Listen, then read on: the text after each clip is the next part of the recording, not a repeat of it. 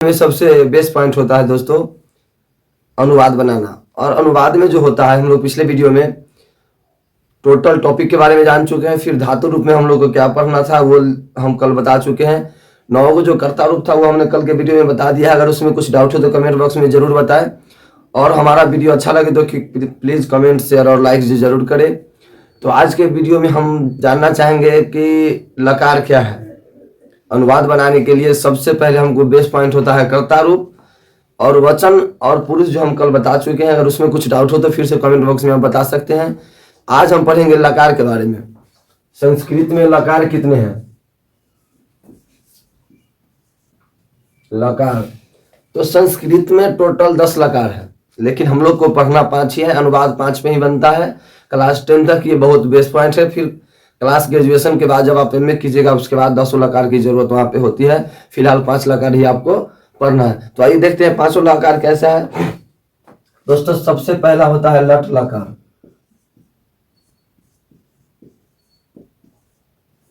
जिसका हिंदी होता है वर्तमान काल। पहचान का नियम ता है, ती है, ते है हूं, हो। ये जो आप देख रहे हैं यहाँ पे लट लकार वर्तमान काल। तो ये वर्तमान काल क्या है? तो हमको सिंपल से याद रखना है कि अगर वाक्य के अंत में अगर हिंदी वाक्य मिलते हैं अनुवाद बनाने के लिए तो हम पहचानेंगे कैसे कि वो लट लकार में है। तो अगर कोई वाक्य बनता है कि सीता पढ़ती है, अंत में क्या है पढ़ती है, ती है। तो ये पहचानने का नियम होता है। ये ता है, ती है, ते है हूं, हो, अंत में लगा हो तो हम जान जाएंगे कि लट लकार वर्तमान काल में हमारा अनुवाद बनेगा। कौन लकार में जाएगा तो लट लकार में चला जाएगा। तो लकार पहचानने का यही तरीका होता है कि लट लकार का अनुवाद वर्तमान काल में बनता है। वर्तमान काल किसे कहते हैं? तो चल रहे समय को वर्तमान काल। पहचान का नियम इसका यह है कि जिस हिंदी क्रिया के अंत में क्रिया हिंदी होना चाहिए। राम श्याम और मोहन विद्यालय जाते हैं, अंत में है सीता गीता और रीता कल विद्यालय जाएगी। गागेगी हो गया तो ये नहीं होगा। राम श्याम और मोहन पटना गए थे, ये भी नहीं होगा। अंत में है आना चाहिए तो लट लकार वर्तमान काल में अनुवाद रहेगा, नहीं तो फिर चेंज हो जाएगा। तो लट लकार वर्तमान काल का पहचान का नियम होता है ता है, ती है, ते है हूं, हो। अगर इतना अंत में अगर दिखे वाक्य के अंत में तो लट लकार वर्तमान काल में बनेगा। फिर उसका नियम जानेंगे। फिर इसके बाद होता है लंग लकार भूतकाल।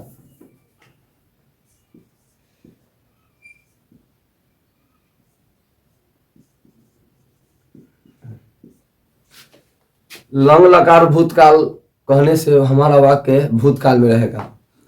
अभी देख लीजिए कैसे रहेगा। तो लंग लकार ये होता है भूतकाल। पहचान का नियम था,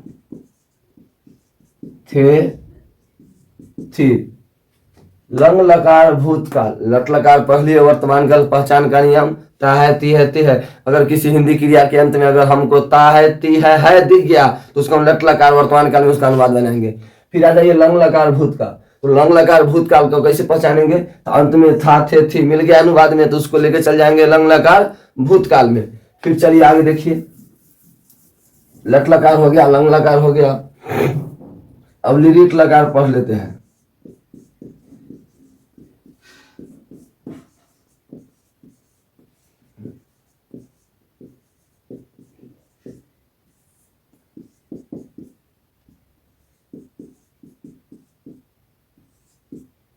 लिरिट लकार भविष्यत काल गागेगी। लिरिट लकार कहने से हमको पता चलता है कि भविष्यत काल आने वाले समय में अनुवाद जो हमारा होगा वो फ्यूचर में होगा, या मतलब उसकी होने की जो संभावना होती है वो फ्यूचर टेंस में चला जाता है। फ्यूचर टेंस हम लोग पढ़े हैं, टेंस 3 होते हैं तो ये पढ़े। लट लकार प्रेजेंट टेंस, लंग लकार पास्ट टेंस, लिरिट लकार फ्यूचर टेंस भविष्यत काल। हमारा जो अनुवाद होगा वो भविष्य में होगा, मतलब उसकी होने की संभावना होगी और नहीं भी होगी। 50% का वहां पे चांस होता है। तो लिरिट लकार भविष्यत काल में अनुवाद तब जाएगा जब ऐसे रहेगा, हम दोनों कल पटना जाएंगे। कल वर्षा होगी, मोहन और सोहन विद्यालय जाएंगे, सीता खाना खाती होगी। मतलब गा गे गी अंत में दिखे तो लिरिक लकार भविष्य काल में लेके चल जाना है अनुवाद को। ता है, ती है, ते है, फिर से दोहरा लीजिए। अगर नहीं समझ में आ रहा है तो कॉपी पे उतार लेंगे आप लोग, ऐसे कॉपी पे उतारने की जरूरत नहीं है। ता है, ती है, ते है, लट लकार वर्तमान काल। था, थे, थी जहां दिख जाए, लंग लकार भूतकाल। गा गे गी जहां दिख जाए, लिरिक लकार भविष्य का।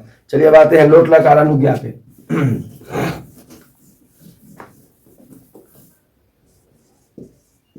लोट लकार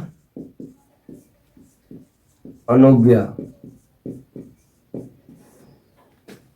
इसमें होता है ऑर्डर या रिक्वेस्ट। आप लोग इंग्लिश में पढ़े होंगे, ऑर्डर या रिक्वेस्ट। इसका मतलब होता है आज्ञा या प्रार्थना, आज्ञा या प्रार्थना। आज्ञा मतलब आदेश देना, प्रार्थना मतलब विनती करना, ऑर्डर या रिक्वेस्ट। जिस हिंदी वाक्य से पता चले कि कोई आज्ञा दे रहा है या कोई रिक्वेस्ट कर रहा है किसी से, मैं पुस्तक पढ़ूं, आज्ञा मांग रहा है, ये चला जाएगा आपको लोट लकार अनुज्ञा में। मैं खाना खाऊं, तुम जाओ, पुस्तक दो, ऑर्डर दे रहा है, तुम जाओ, वहां जाओ, यहां आओ, ये करो, ये सारे अनुवाद चले जाएंगे लोट लकार अनुज्ञा में। ऑर्डर या रिक्वेस्ट का पता चले, हिंदी में कहेंगे इसको कि जिस हिंदी क्रिया जिस वाक्य के अंत में आपको दिखे या उससे पता चले कि नहीं ये ऑर्डर दे रहा है या रिक्वेस्ट कर रहा है, यानी कि आदेश दे रहा है या आज्ञा मांग रहा है, उसको लेके चल जाएंगे कहाँ, लोट लकार अनुज्ञा में। अनुवाद रहेगा तुम खाओ, तुम जाओ, यहाँ आओ, वहां जाओ, यह करो, जहां दिखे आज्ञा या ऑर्डर या रिक्वेस्ट या प्रार्थना। अगर कोई किसी से विनती कर रहा है तो वो चला जाएगा लोट लकार अनुज्ञा में। फिर आगे बस एक 4 लकार हो गया, लट लकार वर्तमान काल, लोट लकार अनुज्ञा, लंग लकार भूतकाल, लिट लकार भविष्यत काल। अब एगो बच गया विधि लिंग।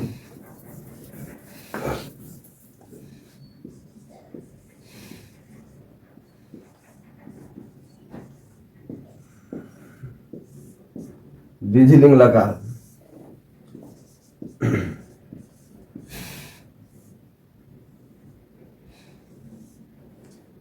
विधि लिंग में नीचे लिखा हुआ है चाहिए। अब चाहिए क्या है, तो जिस वाक्य में जिस अनुवाद के लास्ट में आपको दिखे चाहिए, मुझे पुस्तक पढ़ना चाहिए, तुम्हें पटना नहीं जाना चाहिए, जहां चाहिए दिखे विधि लिंग में लकार बनेगा। तो 5 लकार हम समझ चुके हैं आज के वीडियो में, और पिछले सेशन में हमने धातु रूप का जो होता है 9 को कर्ता रूप। एक चीज ध्यान में रख लीजिए, नोट्स में लिख करके नोट में लिख लीजिएगा सभी लोग, कि दुनिया का जितना भी अनुवाद है, जितना बड़ा अनुवाद हो, पूरा किताब, पूरा संस्कृत का किताब इसी अनुवाद पे लिखा हुआ रहता है। ये 9 कर्ता रूप जो हम लोग कल के वीडियो में पढ़े थे, ये 9 कर्ता रूप, सह तौते, त्वम युवाम यूयम, अहम अवाम वयम। ये 9 जो कर्ता रूप है, सह मतलब वह, तव मतलब वे दोनों, ते मतलब वे लोग, त्वम मतलब तुम, युवा मतलब तुम दोनों, युवा मतलब तुम लोग, अहम मतलब मैं, अवाम मतलब हम दोनों, वयम मतलब हम लोग। एक वचन, द्विवचन, बहुवचन शॉर्ट में जान लेते हैं, नोट्स में लिख लेंगे। वचन पहचानने का नियम, जिससे किसी एक का बोध हो एक वचन, किसी भी चीज एक का अगर बोध हो एक वचन, 2 का बोध हो द्विवचन, 2 से अधिक का बोध हो उसको बहुवचन। प्रथम पुरुष बोलने वाला प्रथम पुरुष, सुनने वाला मध्यम पुरुष, और जिसके बारे में बोला जाए वो आदमी अगर वहां पे प्रेजेंट नहीं है यानी एब्सेंट है, उपस्थित नहीं है, वो हो जाएगा उत्तम पुरुष। तो प्रथम पुरुष, मध्यम पुरुष, उत्तम पुरुष भी रिवीजन हो गया। एक वचन, द्विवचन, बहुवचन, और ये लकार हो गया 9 कर्ता रूप। तो आगे के वीडियो में हम अनुवाद बनाना सीखेंगे पठ धातु के आधार पे। तो ये बेसिक चीज, इसको हमेशा जिस तरह से आवासीय अलावा जब तक नहीं पढ़िएगा अनार नहीं लिख पढ़ पाइएगा, उसी तरह से ये संस्कृत का सबसे बेस आधार है, बेस पॉइंट है। ये लकार, कर्ता रूप, वचन, पुरुष, ये 4 चीज हमने पढ़ लिया सारे वीडियो में। अगर इतना में से आप लोग को अगर किसी में डाउट है तो आप प्लीज कमेंट बॉक्स में बता सकते हैं। अगर वीडियो अच्छा लगा हो तो लाइक, कमेंट और शेयर जरूर करें, और जो भी प्रॉब्लम हो क्लास से आपको, तो आप प्लीज कमेंट बॉक्स में बता सकते हैं कि इस चीज में डाउट है, ये चीज नहीं समझे। मैं फिर कोशिश करूंगा आपको बेस्ट करने का।